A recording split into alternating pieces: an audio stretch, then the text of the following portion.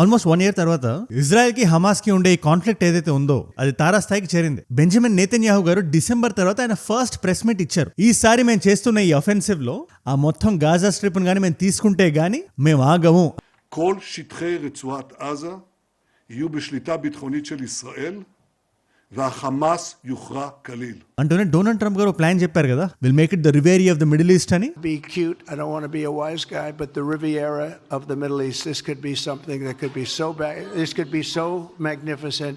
ఆ లైన్ ని స్ట్రెస్ చేస్తూ ఈసారి గెలిచేదాకా ఆగేదే లేదు అనే మీనింగ్ వచ్చినట్టు ఆయన మాట్లాడారు. బట్ మనం కొంచెం జూమ్ అవుట్ చేసి చూడాలి, రెండు వైపులు చెప్పే ప్రయత్నం నేను చేస్తాను. October 7, 2023 ఒక మల్టీ ఫ్రంట్ దాడి చేసింది హమాస్ ఇజ్రాయెల్ మీద. హమాస్ అనేది ఒక ఉగ్రవాద సంస్థ, అఫీషియల్ గా గవర్న్ చేసింది గాజా స్ట్రిప్ ని. అలాంటి సంస్థ ఇజ్రాయెల్ లోకి చొరబడి ఒక 1200 మందిని చంపేశారు. 1200 సివిలియన్ పీపుల్. దాని గురించి నేను డీటెయిల్ గా మాట్లాడతాను, కానీ ప్రస్తుతానికి UN చీఫ్ ఏమంటున్నాడు మీరు వినాలి. టామ్ ఫ్లెచర్ అని ఆయన అంటాడు, నెక్స్ట్ 48 hours లో గానీ హ్యూమానిటేరియన్ ఎయిడ్ గాజా బార్డర్స్ గానీ దాటకపోతే 14,000 మంది చిన్నపిల్లలు చనిపోతారు. ఆ రక్తం మీ మీద ఉంటది. అండ్ ఇది మోరల్ గానే కాదు, లీగల్ గా కూడా తప్పే అని బీభత్సమైన ప్రెషర్ ఇప్పుడు ఇజ్రాయెల్ మీద ఉంది. రెండు సిస్టమ్స్ కొట్టుకుంటున్నప్పుడు, ఉగ్రవాదులు దాడి చేస్తున్నప్పుడు, ఉగ్రవాదం మీద దాడి జరుగుతున్నప్పుడు దానివల్ల సివిలియన్స్ చనిపోతే అది ఎంతో బాధాకరం. అది ఇక్కడ రెండు వైపులో గేమ్ ఎలా ఆడుతున్నారంటే, హమాస్ను కొట్టాలంటే వాళ్ళు ఎంత ప్లాన్ చేసి ఏది కొట్టినా అక్కడ బ్రతుకుతున్న సివిలియన్స్ కి ఖచ్చితంగా కొలాటరల్ డ్యామేజ్ జరుగుతుంది. బట్ ఇలాంటి సివిలియన్సే, అందులో కొంత పర్సెంటేజ్ ప్యాలెస్టైన్స్, అందరూ నేను చెప్పట్లేదు, ఈ హమాస్కి సపోర్ట్ చేయడం, వాళ్ళకి షెల్టర్ ఇవ్వడం. Let me make this very clear, ఆ గాజా స్ట్రిప్ లో కానీ వెస్ట్ బ్యాంక్ లో కానీ బ్రతుకుతున్న ఒక యావరేజ్ సిటిజన్ కి, చిన్న పిల్లలకి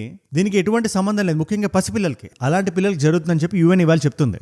Donald Trump as it is గా అటు ఆయన పెద్దగా రియాక్ట్ అవ్వట్లేదు, ఇటు కాదు అని చెప్పట్లేదు. అక్కడ వచ్చి ఇట్లా అగ్గంటి చెలిపాడు ఆయన. గాజా స్ట్రిప్ నేను చాలా బెటర్ గా చేస్తాను, నా చేతిలో పెట్టండి, మిగిలింది నేతన్యాహు గారు చూసుకుంటారని చెప్పి ఆయన వెనక్కి వచ్చాడు. దాని పర్యవసానాలు ఇవ్వాలని నేతన్యాహు గారు భరిస్తున్నారు. ఇన్ఫాక్ట్ ప్రెస్ మీట్ లో కూడా ట్రంప్ గారిని కోట్ చేశారనుకోండి. ఇది UN లాంటి ఒక ఇంటర్నేషనల్ ఆర్గనైజేషన్ చాలా వాటి మీద రియాక్ట్ అవ్వలేదు. ఎనీవేస్, కరెంట్ సిచ్యువేషన్ దగ్గర మనం వస్తే, మీరు ఈ గాజా స్ట్రిప్ ను ఒకసారి చూడండి. అటు సైడ్ నీళ్లు ఉన్నాయేమో గానీ ఈ గాజా లోపలికి ఏం రావాలన్నా ఈ బార్డర్ దాటి ఇజ్రాయెల్ నుంచే రావాలి. UN ఏముంటది, ఇప్పుడు మేము వేలల్లో ట్రక్స్ పంపిస్తున్నాం ఆ బార్డర్ దగ్గరికి, మీరు చెకింగ్ అనే పేరుతో దాన్ని ఆపేస్తున్నారు, అవి కానీ లోపలికి వెళ్ళకపోతే జనాలు చనిపోతారు అని ఒకవైపు వార్నింగ్ ఇస్తూ, మార్చ్ 2వ తేదీ నుంచి మీరు ఏదైతే బ్లాకేజ్ స్టార్ట్ చేశారో, ఈ ఆపరేషన్ మొదలు పెట్టారో దాన్ని కట్ చేయండి, ముందే ఏంటి లోపల పంపేయండి, ఆ సీజ్ ఫైర్ అమలు చేయండి.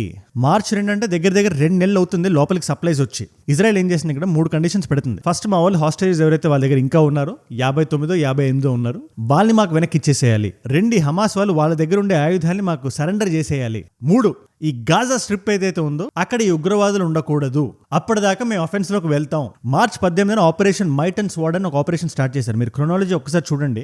2 హ్యూమానిటీ ఎయిడ్ ఆగిపోయింది. అంటే ఈ బార్డర్ ఏదైతే ఉందో ఎసెన్షియల్ సప్లైస్ లోపల రాకుండా ఫస్ట్ దాన్ని కట్ చేశారు. ఎందుకు? వాళ్ళ ఆలోచన ఏంటంటే, హమాస్ లోపల ఎవరైతే ఉన్నారో వీళ్ళని నిర్వీర్యం చేయాలి, ప్రజల నుంచి వ్యతిరేకత రావాలి, మేము ఎవరినైతే అక్కడ కూర్చోపెట్టామో మమ్మల్ని గవర్న్ చేయండి అని.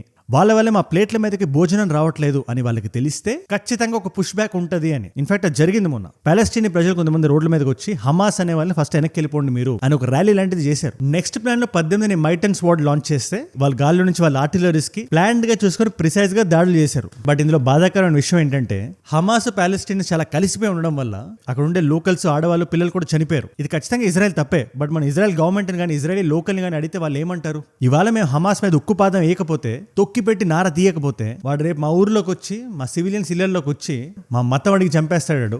World War II రిపీట్ అయింది, మేము మళ్ళీ రిపీట్ అవ్వనేమో. That is their point of view. మీకు 2 సైడ్స్ నేను చెప్తున్నా. ఇన్ఫాక్ట్ మే 16 గట్టిగా మాడితే ఒక వారం క్రితం ఆపరేషన్ గిడియన్స్ చారియట్స్ అని, మెర్కోవాద్ గిడియన్ ఇజ్రాయలీ పురాణాల్లో వాళ్ళ నమ్మకం ఏంటంటే, ఒక ఏంజల్ గిడియన్కి వచ్చి ఇజ్రాయలీని హెల్ప్ చేసింది అడ్వర్సరీస్ నుంచి. ఆ పేరు పెట్టి ఇంకా next level military campaign start చేశారు. అగైన్ గాజా స్ట్రిప్ లో ప్రజల్ని అడ్డుగా పెట్టుకొని వాళ్ళని షీల్డ్స్ గా వాడుతూ, సిగ్గు లేకుండా ఎవరైతే హమాస్ వాళ్ళు ఉన్నారో వీళ్ళని ఎలా అయినా కొడదాం, వాళ్ళ మిలిటరీ అండ్ గవర్నెన్స్ కేపబిలిటీస్ ని కట్ చేద్దాం అని భూమి మీద నుంచి, నీళ్ల మీద నుంచి, గాల్లో నుంచి వచ్చి మన హాస్టేజెస్ ని వెనక్కి తీసుకోవడంతో పాటు వీళ్ళని నేలమట్టం చేద్దాం. అదే 1 పాయింట్ ఎజెండా. ఇది ఇంకా ఆన్ గోయింగ్ ఆపరేషన్. ఇది ఈ ఆపరేషన్ బ్యాక్గ్రౌండ్ లోనే గత 2-3 నెలలుగా నిత్యావసర వస్తువులు లోపలికి రావట్లేదని, ఇన్ఫాక్ట్ థర్డ్ పార్టీ నుంచి హ్యూమానిటేరియన్ ఎయిడ్ లోపలికి వచ్చినా దాన్ని చెకింగ్ అనే పేరుతో డిలే చేస్తున్నారని. ఇంకా 48 గంటలు ఇలాగే డిలే చేస్తే అక్కడ పిల్లలు చనిపోతారు. 14,000 మంది ఉన్నారు. This is baby food. Baby nutrition. There are 14,000 babies that will... అని హాస్టేజెస్ అనే పదం మీరు చాలాసార్లు వినే ఉంటారు. అదేంటి, వాళ్ళ నంబర్స్ ఏంటి అనే డౌట్ మీకు వస్తే, అదే October 7, 2023 ఇజ్రాయెల్కి సంబంధించి అది ఒక బ్లాక్ డే.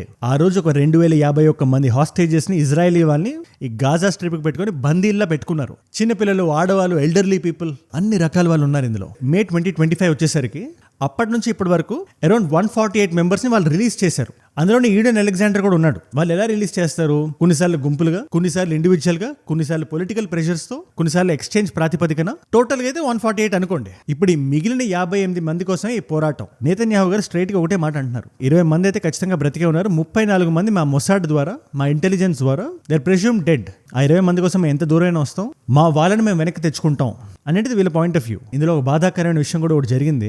డిసెంబర్ 2023లో ఒక 3 మంది ఎవరైతే ఇజ్రాయేల్ గాజాలో ఉన్నారో హమాస్ అండర్లో, వాళ్ళు తప్పించుకుందామని చూశారు. పారిపోయి బార్డర్ దాటైపోతుంటే అవతల ఉండే వాళ్ళు వీళ్ళు ఉగ్రవాదులు అనుకొని, హమాస్కి చెందిన వాళ్ళు అనుకొని చంపేశారు పాపం. It's a very sad thing. అందుకే 2 సిస్టమ్స్ కొట్టుకుంటుంటే ఒక సిస్టమ్ ఉగ్రవాదం మీద దాడి చేస్తుంది, ఒక సిస్టమ్ ఉగ్రవాదులై దాడి చేస్తుంది. ఈ పోరాటంలో అమాయకులు చనిపోతున్నారు.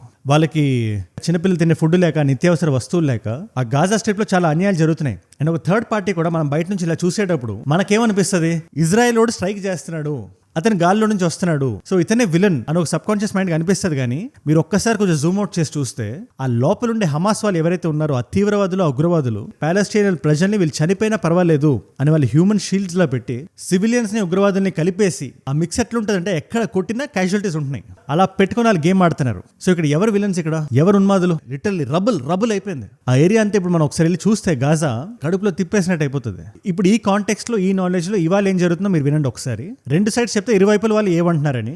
ఫస్ట్ గాజా వాళ్ళు ఏమంటున్నారో మనం విందాం. అగైన్ గాజా ప్రజలు, మాకు ఫుడ్ నీళ్లు లేవు, ఆఖరికి చిన్నపిల్లలు తినే న్యూట్రిషన్ సప్లిమెంట్స్ లేక వాళ్ళు ఆకలితో అలమటిస్తున్నారు. ఒక పక్క హాస్పిటల్స్ కి ఫ్యూయల్ లేదు, ఇంకో పక్క మెడికల్ ఎయిడ్ ఎసెన్షియల్ సప్లైస్ లేవు. ఈ గాజా స్ట్రిప్ లో 2 పాయింట్స్ ఉంటాయి, నహా లాజ్ అని, కర్నీ అని. ఒకటి నిత్యావసర వస్తువులు వెళ్ళడానికి, ఒకటి ఫ్యూయల్స్ వెళ్ళడానికి. ఈ 2 దగ్గర వాళ్ళు ఆపేయడం వల్ల 2 నెలలుగా మేము సరిగ్గా తినట్లేదు, మా పిల్లల హైట్లు, వాళ్ళ ఎదుగుదల స్టంట్ అయిపోతుంది, టీ నీళ్లు, సీ వాటర్ తాగి పెంచుతున్నాం మేము.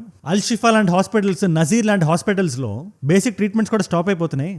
ఒక పక్క ఎలక్ట్రిసిటీ షార్టేజ్ ఉంది, ఇంకో పక్క వాటర్ క్రైసిస్ ఉంది అని వాళ్ళ వర్షన్ వాళ్ళు చెప్తుంటే, ఇజ్రాయెల్ సైడ్ కూడా చాలా పెద్ద పాయింట్ ఉంది. They are very strong. Hamas ని ఇవాళ ఆపకపోతే ఈ యుద్ధం ఇంకా ఎస్కలేట్ అవుతుంది, వాళ్ళు మా మీద పడతారు, మా జనాల ప్రాణాలకు ఇబ్బంది అవుతుంది. మీరు హ్యుమానిటేరియన్ ఎయిడ్ అని ప్రపంచానికి చూపించి ఆ లారీల్లో, ఆ ట్రక్కుల్లో ఆయుధాలు వేసుకొని లోపలికి వచ్చేస్తున్నారు. మీరు వాళ్ళ చేతులకు ఆయుధాలు ఇస్తున్నామంటే మా ప్రాణాన్ని పణంగా పెట్టినట్టే. ఇది ఎంతవరకు కరెక్ట్? ఇది అందుకోసమే మేము కంట్రోల్ చేస్తున్నాం, అందుకోసమే మేము ఇన్స్పెక్ట్ చేస్తున్నాం. ఈ గోల్ అంతా లేకుండా ఎవరి ప్రాణం పోతే పోయిందంటే మేము ఇమీడియట్లీ గాజా స్ట్రిప్ మేము తీసేసుకోవచ్చు. But that's not the plan.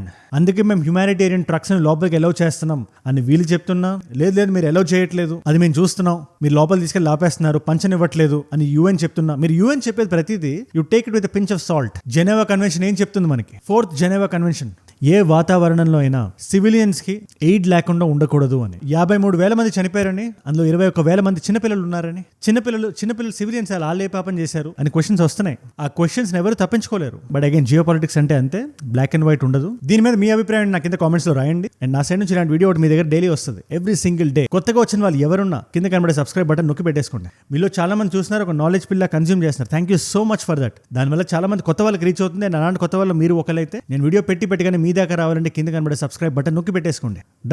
Done.